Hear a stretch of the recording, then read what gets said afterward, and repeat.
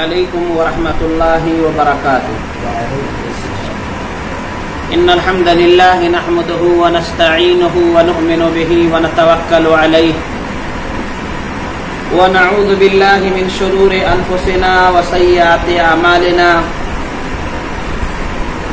من يهده الله فلا مضل له ومن يضلل فلا هادي له واشهد ان لا اله الا الله وحده لا شريك له واشهد ان محمدا عبده ورسوله اما بعد اعوذ بالله من الشيطان الرجيم بسم الله الرحمن الرحيم يا ايها الذين امنوا اتقوا الله وكونوا مع الصادقين يا ايها الذين امنوا اتقوا الله حق تقاته ولا تموتن الا وانتم مسلمون يا ايها الناس اتقوا ربكم الذي خلقكم من نفس واحده وخلق منها زوجها وبث منهما رجالا كثيرا ونساء واتقوا الله الذي تساءلون به والارحام ان الله كان عليكم رقيبا يا ايها الذين امنوا اتقوا الله وكونوا مع الصادقين يا ايها الذين امنوا اتقوا الله وقولوا قولا سديدا يصلح لكم اعمالكم ويغفر لكم ذنوبكم ومن يطع الله ورسوله فقد فاز فوزا عظيما فإن أصدق الحديث كتاب الله وخير الهدي هدي محمد صلى الله عليه وسلم وشر الأمور محدثاتها وكل محدثة بدعة وكل بدعة ضلالة وكل ضلالة في النار أعوذ بالله من الشيطان الرجيم بسم الله الرحمن الرحيم يا أيها الذين آمنوا توبوا إلى الله توبة نصوحا عسى ربكم أن يكفر عنكم سيئاتكم ويدخلكم جنات تجري من تحتها الأنهار يوم لا يخزي الله النبي والذين آمنوا معه وقال النبي صلى الله عليه وسلم في رواية أبي هريرة رضي الله عنه قال سمعت رسول الله صلى الله عليه وسلم يقول والله إني لأستغفر الله وأتوب إليه في اليوم أكثر من 70 مرة رواه البخاری۔ معزز حاضرین، آج 23ویں شب قدر 1441 ہجری میں ہم مسجد عابدہ کے اس جگہ پر جمع ہیں جو ملک کی موجودہ صورتحال کے پیش نظر یہ لاک ڈاؤن کا زمانہ ہے اور ہم اور آپ ایک آزمائشی دور سے ایک وبائی امراض کو جھیل رہے ہیں اور اللہ رب العالمین کی طرف سے ایک بڑی آزمائش میں مبتلا ہے۔ ایسے میں ہمارے اور آپ کے اوپر رمضان کا یہ انتہائی مقدس مہینہ بڑی تیزی کے ساتھ آگے بڑھتا جا رہا ہے۔ ہمارے اور آپ کی زندگی میں جو خاکہ رب العالمین نے بنایا ہے اس کے اندر رنگ بھرتے ہوئے آگے بڑھتے جا رہا ہے، یہاں تک کہ ہماری زندگی میں یہ ایک رمضان جو اب مکمل ہو جائے گا کچھ دنوں میں، وہ دوبارہ پھر ہماری زندگی میں کبھی واپس نہیں آئے گا۔ یہ اللہ رب العالمین کا بنایا ہوا نظام ہے۔ دنیا یہ سمجھتی ہے کہ ہماری عمر بڑھتے جا رہی ہے، جبکہ اس کو اگر صحیح نظریے سے سوچا جائے تو آپ کو یہ بات سمجھ میں آئے گی کہ انسان جیسے جیسے جیسے جیسے بڑھتا ہے اس کی عمر بڑھتی ہے، ویسے ویسے وہ موت سے قریب ہوتا ہے اور زندگی سے دور ہو جاتا ہے۔ اس کی زندگی میں اگر اللہ رب العالمین نے 50 سال لکھ رکھی ہے تو اگر آج کوئی آدمی 25 سال کا ہوا، 30 سال کا ہوا تو گویا وہ اپنے موت سے، وہ اپنی زندگی کے خاتمے سے اتنا قریب ہو گیا۔ لیکن ہمارے یہاں یہ سوچ ہے کہ آدمی بڑھتا ہے، بڑھتا نہیں ہے، وہ اپنے موت سے قریب ہوتا ہے۔ اب یہ جو رمضان کا مقدس مہینہ جو ہم اور آپ لاک ڈاؤن کے زمانے میں ابھی بسر کر رہے ہیں، ہم سے بڑے بوڑھے جو ہم سے زیادہ عمر کے لوگ ہیں انہوں نے بھی اس طرح کی آزمائش اور اللہ کی طرف سے اس طرح کے وبائی امراض کو نہ سنا تھا نہ دیکھا تھا۔ یہ ابھی ہم اور آپ دیکھ بھی رہے ہیں اور سن بھی رہے ہیں، اور اس کی وجہ سے پوری دنیا میں جو ہاہاکار مچا ہوا ہے، جو مہاماری کا دور ہے، اس سے ہمارے اور آپ کو بہت کچھ عبرت لینے کی ضرورت ہے۔ ہم اور آپ اس کو ایک بیماری سمجھ کر کے یا اسی طرح ملک میں لاک ڈاؤن کے مسئلے کو سمجھ کر کے صرف اگر ہم یوں ہی چلے آگے بڑھ جائیں گے تو ہماری زندگی میں اس سے کوئی عبرت نہیں آئے گا۔ عبرت کی بات یہ ہے کہ رب العالمین نے ہر آزمائش میں اور ہر طرح کے شر میں کسی نہ کسی خیر کا پہلو رکھا ہے، خیر کا، اچھائی کا۔ وہ خیر کو تلاش کرنا ہمارے اور آپ کے لیے زندگی میں خوشحالی لانے کے لیے اور رب العالمین کا قربت حاصل کرنے کے لیے بہت اہم ذریعہ ہوتا ہے۔ یہی لاک ڈاؤن کا زمانہ اگر ہم اور آپ اس کو اس تناظر میں اگر لیں کہ رب العالمین نے ایک ایسا موقع فراہم کیا رمضان المبارک کے مہینے میں کہ ہمیں دیگر تمام چیزوں سے آزاد کر کے ہمیں اپنے گھر میں ہی قید کر دیا، ہمارے گھر میں ہی ہم کو قید کر دیا۔ اب ایسے میں ہمارا ایمان اور ہمارے اندر جستجو کی کا پہلو اگر ہوتا تو ہم اور آپ اس رمضان کو اب تک گزرے ہوئے رمضان کے مقابلے میں اچھا بنانے کی کوشش کرتے ہیں۔ چونکہ ہم اور آپ مکمل طور پر ابھی فری ہیں، ابھی کوئی کسی قسم کا کوئی بہانہ بنائے یہ ہو ہی نہیں سکتا ہے، الا یہ کہ اس کا ایمان مردہ ہو، الا یہ کہ اس کا اسلام کمزور ہو، الا یہ کہ اس کو اس کے رب کی محبت کمزور ہو، نبی صلی اللہ علیہ وسلم کی پاکیزہ تعلیمات میں وہ پیچھے رہ گیا ہو حاصل کرنے میں، ورنہ اور کوئی عذر باقی نہیں ہے کہ انسان اپنی زندگی کے دیگر رمضان کے مقابلے میں اس رمضان کو یادگار اور مثالی بنائے۔ مگر اگر ہم سماج کا جائزہ لیں، حالات کو دیکھیں تو مجھے ایسا لگ رہا ہے کہ دیگر سالوں کے مقابلے میں اس رمضان کی قدر لوگوں نے زیادہ نہیں کی ہے، جیسی کرنی چاہیے، جس طرح کی عبادت و ریاضت سے،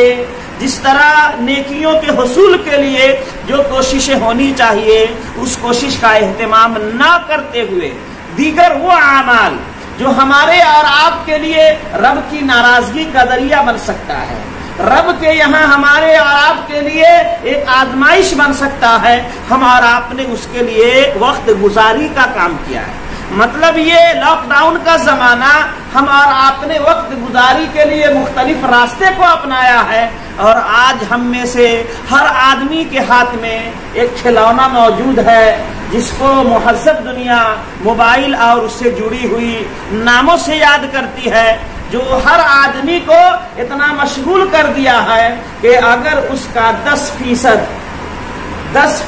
وقت، زیادہ نہیں کہہ رہا ہوں، 10% وقت اگر روزانہ وقت کی پابندی کے ساتھ اگر رب العالمین کی خوشنودی، اللہ رب العالمین کے تقرب کے اعمال اور نیکیوں کے حاصل کرنے میں لگایا جائے تو انشاءاللہ میں امید کے ساتھ یہ کہہ سکتا ہوں کہ رب العالمین کی جنت کا وہ حقدار ہو سکتا ہے۔ کتنا؟ 10%، زیادہ نہیں۔ موبائل پر لگانے والے وقتوں میں سے صرف 10% اگر انسان اللہ رب العالمین کے لیے خاص کرے اور اس کے ذریعے وہ اللہ کا تقرب حاصل کرنے کی کوشش کرے تو یہ امید کی جا سکتی ہے انشاءاللہ کہ رب العالمین کا تقرب وہ حاصل کر سکتا ہے۔ لیکن ہمارا آپ دیکھتے ہیں، جائزہ لیتے ہیں تو مختلف چیزوں کے ذریعے ہمارا نوجوان طبقہ راتوں رات وہ گزار دیتا ہے، مگر اسے اس بات کا احساس نہیں ہوتا ہے کہ یہ وقت اللہ رب العالمین کی طرف سے امانت ہے جس کے بارے میں سوال کیا جائے گا، اور اللہ رب العالمین نے یہ زندگی ایک ہی مرتبہ دی ہے، یہ دوبارہ حاصل ہونے والی نہیں ہے۔ انسانی زندگی میں سب سے کامیاب انسان وہ مانا جائے گا جو اپنی زندگی کا جائزہ لے، اپنی زندگی کے اوپر غور کرے، اپنی زندگی کے بارے میں روزانہ ورق پلٹے، سونے سے پہلے وہ آج یہ سوچے کہ آج اللہ رب العالمین کے اس سرزمین پر ہم نے سانس لیا،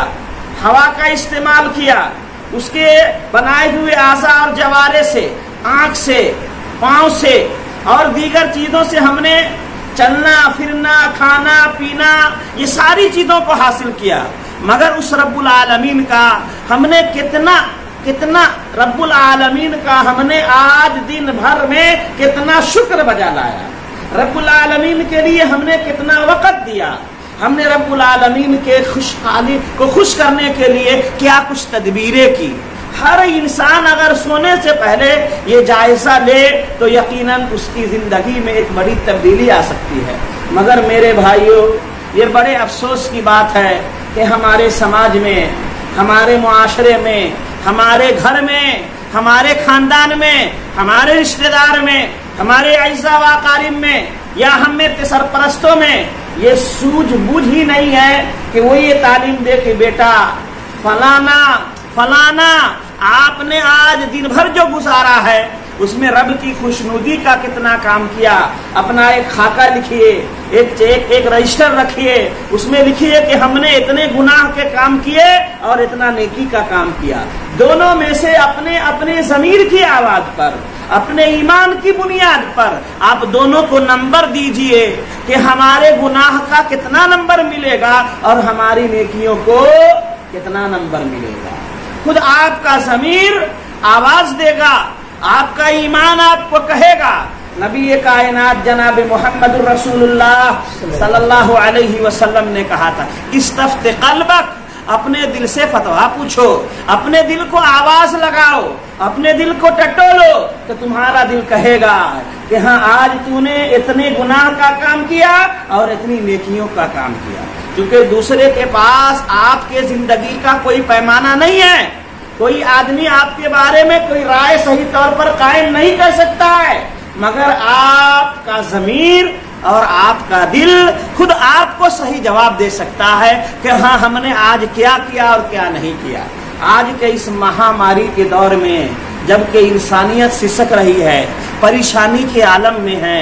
ہر کوئی اپنے آپ میں آج مگن ہے، نبی کائنات جناب محمد الرسول اللہ صلی اللہ علیہ وسلم کی پاکیزہ اور مستند سیرت، صحابہ کرام کا طرز عمل اور اس کے بعد کے ادوار کے نیک لوگوں کی زندگی ہمارے اور آپ کے لیے مشعل راہ ہے۔ میں نے خطبہ مسنونہ کے بعد جن آیت کریمہ کی تلاوت کی ہے اس میں رب کائنات نے کہا، یا ایھا الذین آمنوا توبوا الی اللہ توبۃ نصوحا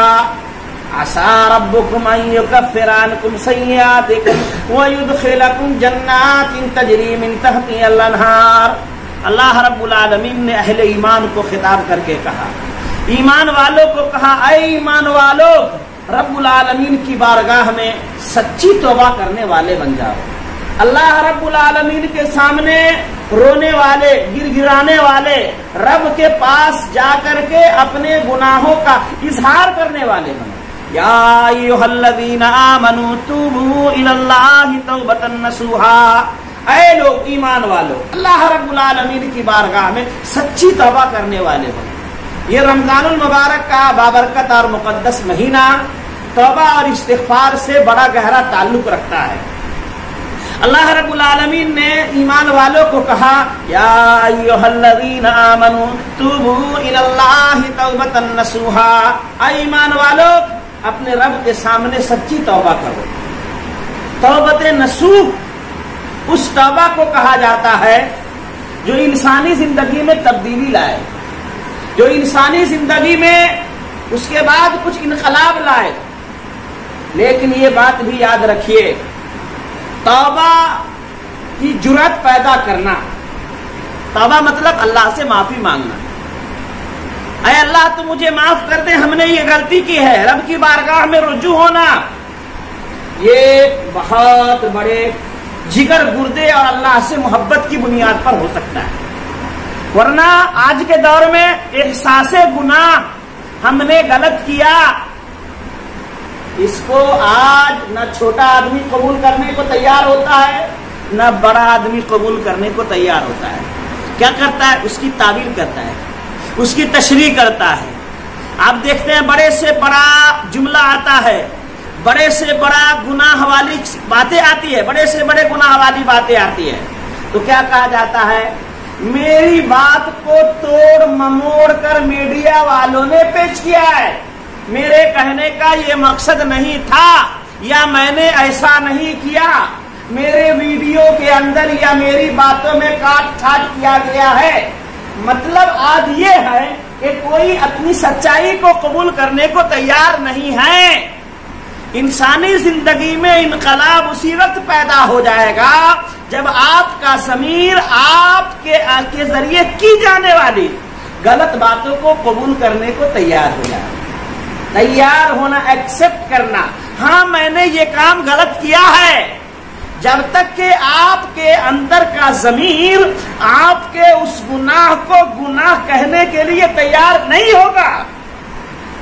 اس وقت تک دنیا کا کوئی بھی قانون خواہ وہ رب کا بنایا ہوا قانون ہو یا دنیا کے اصول اور حکمراں کے بنائے ہوئے قانون ہو، آپ کی زندگی میں تبدیلی نہیں لا سکتا ہے۔ اس لیے سب سے زیادہ ضرورت اس بات کی ہے کہ اپنے اندر احساس پیدا ہو کہ ہاں ہم نے یہ غلط کیا ہے، ہمارے اندر یہ چیز غلط ہوئی ہے، اور اس کا حوصلہ بھی رکھنا چاہیے کہ آدمی آگے بڑھ کر جیسا کہ اس آیت کریمہ کی شرح میں اہل علم نے اور مفسرین نے جو باتیں بتائی ہے کہ توبۃ نصوح اسی گناہ کو کہا جاتا ہے، اسی توبہ کو کہا جاتا ہے جس کا کرنے والا آئندہ اس کو کبھی نہ کرنے کا پختہ عزم کرے کہ اب آئندہ ہم کو یہ گناہ نہیں کرنا ہے، نمبر 1۔ نمبر 2، اس گناہ کا تعلق اگر اللہ کی ذات سے ہے کہ اللہ کے قانون کو توڑا، اللہ کی حرمت کو پامال کیا، اللہ کے عذاب کو دعوت دیا، یا اللہ سے اگر اس کا تعلق ہے تو رب العالمین کی بارگاہ میں سربا سجود ہو، اللہ سے تعلق مضبوط کرے، اللہ کے سامنے روئے، گر گرائے، اللہ کے سامنے وہ بات رکھے۔ اور اسی طرح اگر اس گناہ کا تعلق بندوں سے ہے،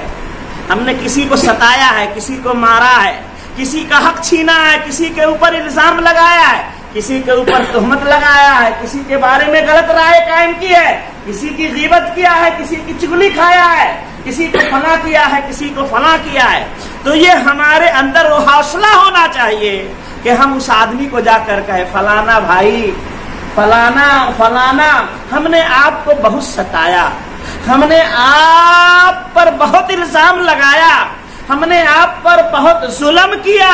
ہم نے آپ کو بہت ستایا ہے، مگر ہمارا ایمان یا ہمارے ایمان کی آواز مجھے بے چین کر رہی ہے، اس لیے آپ مجھے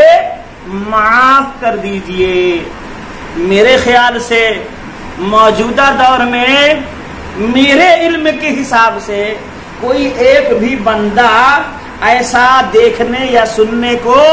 نہیں ملا ہے۔ اگر آپ میں سے کسی کو معلوم ہوگا تو بتا دیجئے گا تاکہ میں اپنی تقریروں میں یہ کہہ سکوں کہ آج کے اس بگڑے ہوئے ماحول میں، اس فتنہ فساد کے زمانے میں، اس دنیا پرستی کے ماحول میں بھی فلاں اللہ والے ہیں جن کو اپنے کیے ہوئے پر پچھتاوا آیا اور انہوں نے اپنے بھائی کے سامنے جا کر کے اس کی معافی مانگی ہے۔ یہ صرف ایمان کی بنیاد پر ہو سکتا ہے، ضمیر کی بنیاد پر ہو سکتا ہے، اللہ سے محبت کی بنیاد پر ہو سکتا ہے، اللہ کی جنت کے حصول کی بنیاد پر ہو سکتا ہے۔ لیکن جس سماج اور معاشرے میں انا پرستی ہو، اپنی ذات کو سب کچھ سمجھا جاتا ہو، وہاں پر تو اس کا تصور کرنا اس سے بڑی بے وقوفی شاید میرے پاس اور کوئی دوسری نہیں ہو سکتی ہے۔ تو حاضرین گرامی، سب سے پہلی بات یہ ہے کہ ہمارے اندر وہ احساس ہو کہ ہاں میں غلط کر رہا ہوں۔ اسی لیے اللہ رب العالمین نے کہا یا ایھا الذین آمنوا توبوا الی اللہ توبۃ نصوحا، اے ایمان والو اللہ کی بارگاہ میں سچی توبہ کرو، ایسی توبہ جو تمہاری زندگی میں تبدیلی لے آئے، ایسی توبہ جو تمہاری زندگی کے اندر انقلاب لائے، ایسی توبہ جو تمہاری زندگی میں پھر اس گناہ کی طرف بھٹکنے نہ دے جس کو تم نے اپنے رب کے سامنے معافی مانگی ہے۔ کا فائدہ کیا ہوگا؟ اس کے ذریعے تمہارے اندر کیا کچھ ملے گا؟ تو رب العالمین نے کہا عسیٰ ربکم ان یکفر عنکم سیئاتکم، اللہ رب العالمین تمہارے گناہوں کو مٹا دے گا، مٹا دے گا، دھو دے گا۔ یہ عسیٰ ربکم ان یکفر عنکم سیئاتکم، تمہارے گناہوں کو دھو دے گا۔ گناہوں سے توبہ کرنے والا ویسے ہی ہوتا ہے، اگر اس کے اندر اخلاص ہے تو گویا کہ اس نے گناہ ہی نہیں کیا ہے۔ گناہوں سے اپنے آپ کو بچانے والا توبہ کے بعد ویسے ہی ہے گویا کہ اس نے گناہ ہی نہیں کیا ہے۔ حضرات صحابہ سب سے پہلے نبی اکرم صلی اللہ علیہ وسلم کی پاکیزہ تعلیمات اس سلسلے میں کیسی تھی؟ حضرت ابو ہریرہ رضی اللہ تعالی عنہ جو اس حدیث کے راوی ہیں، جس کو امام بخاری رحمۃ اللہ علیہ نے صحیح بخاری میں ذکر کیا ہے کہ اللہ کے نبی صلی اللہ علیہ وسلم کو میں نے فرماتے ہوئے سنا کہ آپ کہتے تھے استغفر اللہ واتوب الیہ فی الیوم اکثر من 70 مرہ، کہ ایک دن میں اللہ کے نبی صلی اللہ علیہ وسلم اللہ کے سامنے کہتے تھے استغفر اللہ، اے اللہ میں تجھ سے معافی مانگتا ہوں۔ کیا کہتے تھے؟ استغفر اللہ، اے اللہ میں تجھ سے معافی مانگتا ہوں، واتوب الیہ، اور اے اللہ میں تیری بارگاہ میں رجوع کرتا ہوں، تیرے سامنے اپنا مسئلہ رکھتا ہوں۔ یہ دیکھیے اس کے بارے میں ہمارا عقیدہ ہے، ہمارا ایمان ہے، اس کے بغیر ہم مومن نہیں کہلا سکتے ہیں کہ اللہ کے نبی صلی اللہ علیہ وسلم کے اگلے پچھلے سارے کے سارے گناہ کیا تھے؟ معاف تھے۔ کیا تھے آپ کے گناہ؟ معاف تھے۔ آپ معصوم عن الخطا تھے، آپ کی زندگی میں کوئی ایسا گناہ ہی نہیں ہوا جو اللہ کی پکڑ میں آئے۔ لیکن اس کے بعد نبی اکرم صلی اللہ علیہ وسلم کی یہ تعلیمات کہ آپ صلی اللہ علیہ وسلم ایک دن میں 70 سے زائد مرتبہ اللہ رب العالمین سے معافی مانگتے تھے، اللہ رب العالمین کے سامنے اپنا مسئلہ رکھتے تھے۔ آج ہمیں اور آپ کو 7 مرتبہ بھی وہ بات رکھنے کی توفیق نہیں ملتی ہے۔ کبھی اس توفیق پر غور کیجئے کہ رب العالمین توفیق کیوں نہیں دیتا ہے۔ کبھی اس بات پر بھی اپنے ضمیر کو جھنجھوڑیے کہ نبی صلی اللہ علیہ وسلم 70 مرتبہ رب کے سامنے اپنی باتیں رکھتے تھے اور ہمیں 7 مرتبہ بھی کیوں نہیں توفیق ملتی ہے۔ یہ بہت بڑے مطلب ایک طرح سے سمجھ لیجیے خسارے کی بات ہے، یہ ایک طرح سے بہت بڑی آزمائش کی بات ہے کہ ایمان والوں سے وہ چیز چھین لی جائے۔ اور یہی اللہ کے نبی صلی اللہ علیہ وسلم نے اس سلسلے میں جو تعلیم دیا تھا، اور آپ کے بارے میں جو حضرات صحابہ بیان کرتے ہیں کہ اللہ کے نبی صلی اللہ علیہ وسلم کے بارے میں یہ جو ہے کہ آپ 70، تو یہ گنتی بتانا مراد نہیں ہے بلکہ اس سے کثرت مراد ہے کہ آپ 70 سے بھی زائد مرتبہ اللہ رب العالمین کے سامنے یہ بات رکھا کرتے تھے، اللہ رب العالمین کے سامنے یہ بات کی کوشش کرتے تھے۔ اسی طرح حضرت عبداللہ ابن عمر ابن خطاب رضی اللہ تعالی عنہما کہتے ہیں کہ اللہ کے نبی صلی اللہ علیہ وسلم نے کہا ان اللہ عز وجل یقبل توبۃ العبد ما لم یغرغر، کہ اللہ رب العالمین اپنے بندے کی توبہ کو اس وقت تک قبول کرتا ہے جب تک اسے حالت نزع مطلب روح نکلنے کا جو ٹائم ہوتا ہے اسی کو کہتے ہیں یغرغر، کہ حالت نزع میں نہ پہنچ جائے اس وقت تک اللہ رب العالمین نے موقع دے رکھا ہے، لیکن جیسے ہی وہ کیفیت طاری ہو جاتی ہے پھر وہ راستہ بند ہو جاتا ہے۔ دیکھیے آپ موجودہ دور میں آپ اگر جائزہ لیں گے، ایک آدمی بڑی سے بڑی بیماری میں مبتلا ہو جاتا ہے، سارا علاج کراتا ہے، بڑے سے بڑے ڈاکٹر کے پاس جاتا ہے، بڑے سے بڑے ہاسپٹل کو تلاش کرتا ہے، بے پناہ پیسے خرچ کرتا ہے، مگر اسے اس بات کی توفیق میسر نہیں ہوتی ہے کہ وہ اپنی زندگی کے بارے میں اپنے رب کے سامنے اس بیماری میں بھی رب سے معافی مانگے، نہیں ہوتا ہے۔ یہ توفیق کا چھن جانا بہت بڑی بدنصیبی ہے۔ اللہ کے نبی جناب محمد الرسول اللہ صلی اللہ علیہ وسلم کے تربیت یافتہ ساتھی اور آپ کے صحابہ کے طرز عمل کو دیکھیے گا تو آپ کو اس بات کا اندازہ ہوگا کہ ان کی زندگی میں اگر کہیں کوئی خرابی آئی تو اس وقت تک اسے چین نہیں آیا جب تک کہ انہوں نے اس مسئلے کا حل نہیں نکالا۔ آج ہمارا بڑی ڈھیٹ پن سے،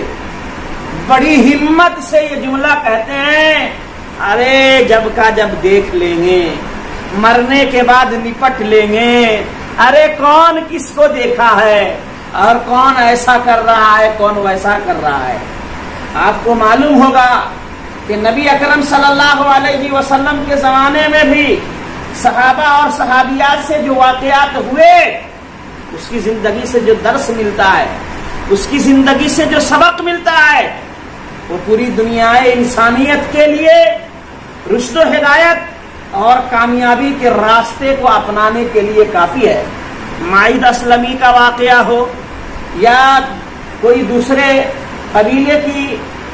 عورت کا واقعہ ہو جس سے جو گناہ کا صدور ہوا تھا، وہ تاریخ انسانیت کا بڑا ہی انوکھا واقعہ ہے کہ اللہ کے نبی صلی اللہ علیہ وسلم کے نظر انداز کر دینے کے بعد بھی اس عورت کا ایمان، اس عورت کے جو حالات تھے، صرف اس کے اوپر سرسری نظر ڈالیے تو آپ کو یہ معلوم ہوگا کہ اس عورت نے آ کر اس بات کا اظہار کیا کہ اللہ کے نبی صلی اللہ علیہ وسلم آپ مجھے پاک کیجئے، آپ طہرنی یا رسول اللہ، اللہ کے نبی صلی اللہ علیہ وسلم مجھ سے فلاں گناہ کا صدور ہوا ہے، آپ مجھ کو پاک کیجئے۔ اللہ کے نبی صلی اللہ علیہ وسلم نے اس کو مہلت دیا، یہاں تک کہ وہ عورت اس وجہ سے حمل سے ہوئی، زنا کی وجہ سے اس کو بچہ پیدا ہوا، پھر نبی صلی اللہ علیہ وسلم کے پاس آئی، پھر آپ نے اس کو مہلت دیا، کہا کہ یہ بچہ جب کھانے کے لائق ہو جائے اس کے بعد آنا۔ اس کے بعد بھی وہ عورت بے چین اور بے قرار ہو کر کے آئی۔ دنیا انسانیت میں مجھے یہ نہیں معلوم ہے میرے بھائیوں کہ کسی مرد و خواتین کو اس دنیا میں بسنے والے کوئی ایسے بھی گزرے ہو جس کو اس کے گناہ نے 3 سال تک بے چین کیا۔ کتنے سال تک؟ کم از کم 3 سال تک اس کو بے چین کیا ہو۔ یہ دنیا انسانیت کا، صحابہ کرام کا انوکھا واقعہ ہے، یہاں تک کہ نبی صلی اللہ علیہ وسلم نے اس عورت کو جب رجم کرنے کا حکم دیا تھا تو اس وقت حضرت خالد بن ولید اور دیگر صحابہ نے کچھ جو جملے کہے تھے تو اللہ کے نبی نے کہا نہیں، اس کے اوپر کوئی جملہ نہ کہو۔ اس عورت نے ایسی توبہ کی ہے کہ اگر 70 گنہگاروں کے اوپر یا ایک امت پر اگر اس کو تقسیم کیا جائے تو رب العالمین تمام کے گناہوں کو معاف کر دے گا۔ اس نے وہ کردار نبھایا ہے، یہاں تک کہ جب وہ رجم کے بعد پتھر مارنے کی وجہ سے جب وہ مر گئی تو نبی صلی اللہ علیہ وسلم نے اس کی نماز جنازہ بھی پڑھائی۔ میرے بھائیوں، یہ دنیا انسانیت کے لیے بہت بڑا سبق ہے۔ آج ہائے افسوس کہ وہ ایمان کیا دعویٰ تو ہر کوئی کرتا ہے، مگر اس کو اپنانے کے لیے کہ اس عورت کی عبرت دیکھیے کہ اتنے سالوں تک وہ بے چین تھی کہ گناہ۔ آج ہمارے اور آپ کی موجودہ صورتحال یہ ہے کہ بڑے سے بڑا گناہ کرنے کے بعد ہم اور آپ یہ سمجھتے ہیں کہ ناک کے اوپر مکھی بیٹھی، ایسے جھٹک دیا اور اس کو ختم کر دیا، اب اس سے زیادہ ہماری زندگی میں اس کی اور کوئی حیثیت باقی نہیں رہی۔ اس لیے یاد رکھیے گا سب کچھ ہے ہماری زندگی میں، مگر ایک چیز بڑی کوشش کے بعد بھی حاصل نہیں ہو پا رہی ہے، وہ کیا ہے بتائیے گا جی؟ ایمان نہیں، سکون نہیں ہے۔ کیا ہے؟ سب کچھ ہے، سکون نہیں ہے، سکون نہیں مل رہا ہے، ہر کوئی بے چین ہے۔ آپ کو دیکھیے گا اچھے سے اچھا آدمی باولا دکھے گا، باولا بہت بڑے پیسے والا ہے مگر اس کو قرار نہیں ہے، بہت اچھے صحت والا ہے مگر اس کو سکون نہیں ہے، معاشرہ بے چینی کا شکار ہے۔ آپ جس آدمی کے گھر میں داخل ہو جائیے 2-4 دن کے بعد پورا چربا آپ کے سامنے آ جائے گا. آپ کسی خاندان کا پتہ لگائیے جو بظاہر بہت اچھا دکھ رہا ہے مگر اس کے اندر اتنا سڑن ہے, اتنا گلن ہے, اتنی بدبو ہے کہ وہاں پر آپ اس کی بدبو کو برداشت نہیں کر پائیں گے. یہ جانتے ہیں کیوں؟ اسی لیے کہ یہاں پر وہ احساس نہیں ہے جو احساس رب العالمین نے امت محمدیہ کو سبق کے طور پر دیا تھا. میرے بھائیوں, یہ رمضان کا بڑا ہی مقدس مہینہ ہے اور ہم اور آپ آزمائشی دور سے گزر رہے ہیں. میں آپ میں سے خصوصاً جو نوجوان طبقہ ہے اس کی زندگی کا ابھی سنہرا دور باقی ہے, اس کی زندگی کا ابھی انقلابی دور باقی ہے. اسے وہ حدیث یاد رکھنی چاہیے جس کو نبی کائنات جناب محمد رسول اللہ صلی اللہ علیہ وسلم نے کہا لا تزول قدم ابن آدم حتی یسأل عن 4 کہ ابن آدم کے قدم میں جنبش اور حرکت نہیں پیدا ہوگی, وہ اللہ کے سامنے ہلے ڈولے گا نہیں یہاں تک کہ وہ 4 سوالوں کا دیانت داری اور انصاف کے ساتھ جواب نہ دے دے. پوری دنیا انسانیت کے ساتھ ہوگا, پوری دنیا انسانیت. اس میں سے خصوصی طور پر وَعَنْ شَبَابِهِ فِيمَا أَفْنَىٰ کہ شباب یعنی جوانی کس کیفیت کے ساتھ گزاری ہے, کہاں اور کیسے گزاری ہے, اس کے بارے میں خصوصی طور پر سوال ہوگا کہ جوانی کس ناحیے سے گزاری, اچھے کام میں, برے کام میں, نیکی کے کام میں, گناہ کے کام میں. اس لیے یہ جوانی کی جو جتنی زیادہ حفاظت کرے گا وہ دین کے اعتبار سے دنیا میں بھی محفوظ رہے گا, وہ دنیا میں بھی سکون پسند رہے گا اور آخرت میں بھی اس کے لیے بھلائی اور نیکی کی توقع کی جا سکتی ہے. جیسا کہ حضرت میمون العودی رضی اللہ تعالیٰ عنہ کی روایت جس میں نبی کریم صلی اللہ علیہ وسلم نے جو جوانوں کو تعلیم دیتے ہوئے کہا تھا کہ اغتنم 5 قبل 5, 5 چیز کو غنیمت جانو 5 چیز آنے سے قبل. اسی میں کہا شبابک قبل حرم, اپنی جوانی کی حفاظت کرو اپنے بڑھاپے کے آ جانے سے پہلے. اور موجودہ دور ہمارے اور آپ کے لیے زیادہ اس بات کی تعلیم دے رہا ہے کہ ہم اپنی حفاظت کریں, اپنی وجود کے بقا کے لیے, اپنی حیثیت کو تسلیم کرانے کے لیے, اپنی صحت کو برقرار رکھنے کے لیے بھی ہم اپنی جوانی کی حفاظت کریں. ورنہ بے حیائیوں, برائیوں اور دیگر چیزوں کا سیلاب امڑ آیا, سیلاب ہے. اس سیلاب میں اگر ہم نے اپنے اوپر نگاہ نہیں رکھی تو ہم لوگ ایسے بہہ جائیں گے کہ آنے والے دور میں ہماری شناخت اور ہماری پہچان بھی بہت مشکل ہو جائے گی. یہ لاک ڈاؤن کے زمانے میں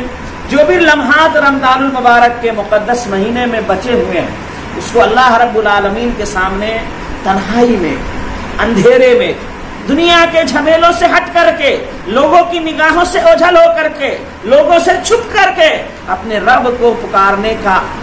مجاز بناؤ, اپنے رب سے رشتہ قائم کرنے کی کوشش کرو. انشاءاللہ اس کے بعد جو لذت حاصل ہوگی, اس کے بعد جو اطمینان میسر ہوگا, اس کے بعد جو اللہ رب العالمین کی طرف سے تمہارے اوپر جو خصوصی رحمت نازل ہوگی, اس کا میرے پاس الفاظ نہیں ہے کہ ہم آپ کے سامنے کچھ بیان کریں. انہی چند کلمات کے ساتھ جو رمضان المبارک کے اس مقدس اور بابرکت مہینے کی ایسی شب قدر کہ شب قدر کی تلاش میں یہاں پر آپ لوگ جمع ہیں, اللہ سے دعا کیجئے کہ اللہ تعالی ہمارے اور آپ کے اس عمل کو قبول فرمائے. ملک کی موجودہ صورتحال سے اللہ تعالی ہمارے اور آپ کی حفاظت فرمائے. اس وبائی امراض سے اللہ پوری دنیا انسانیت کو جلد از جلد نجات عطا فرما دے. اللہ تعالی ہم لوگوں کو بھی اس آزمائشی دور میں صبر کرنے کی توفیق عطا فرما دے. اس لاک ڈاؤن کے پیریڈ میں اللہ تعالی ہمیں اور آپ کو نیکی اور اچھے کام کو زیادہ سے زیادہ کرنے کی توفیق عطا فرما دے, اور اپنی زندگی میں ہر وہ کام جو اللہ کی ناراضگی والا ہوا ہے اے اللہ تو اس کو اپنے فضل و کرم سے معاف کر دے. اور جب اس دنیا سے اٹھا تو ایمان کی حفاظت کے ساتھ اٹھا, اور جب اللہ کی اے اللہ تیری بارگاہ میں حاضر ہو تو اے اللہ تو اپنے فضل و کرم اور رحمت کا حقدار بنا دے. آمین یا رب العالمین. سبحان ربک رب العزت عما یصفون وسلام علی المرسلین والحمد للہ رب العالمین.